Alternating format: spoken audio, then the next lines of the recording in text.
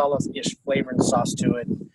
Ever so good. So you can kind of pair it up with what you want to do. I also make a drink out of this. We've already talked about all this, you guys, but if you go back to your champagne. Chris, someone's asking about duck. Would it be great with duck? Oh, yes.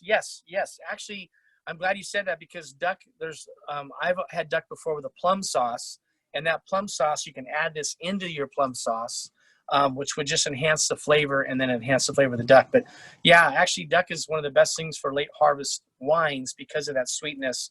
And in most cases you have a plum sauce with duck. Sometimes it's a mint sauce, but you can also add that to it. The other thing is I don't know how often you guys do this, but I put a lot of my wines into my foods. When we do winemaker dinners, so often you take your bottles to the chef and he says, well, this is what I'm going to put with it. We actually physically put our wines into our sauces. And one of the best things that whoever brought that up about the duck confit salad with the Barbera was unbelievable in the vinaigrette and a little bit of the late harvest. It was the Zin late harvest, so we put in with that. So that did go really, really well. But if you are having dinner and you know what you're going to have to drink, let's say we're going to have the Petit Verdot tonight.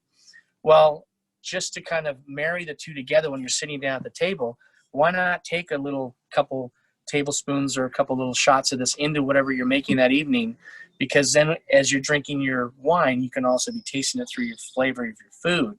Just because you think this and this go together is great, but if you put a little bit into it when you're making some sauce or you're making gravy or whatever you might be doing, it will marry yourself with that wine much better that evening for your dinner.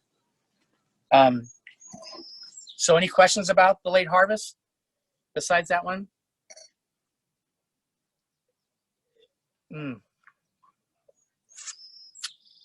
Wow.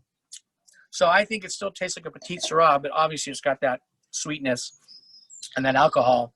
And again, it's been bottled just about 3 or 4 weeks, guys. So this is only going to get much, much better. A lot more depth and body to it. But again, it's a nice long finish still there.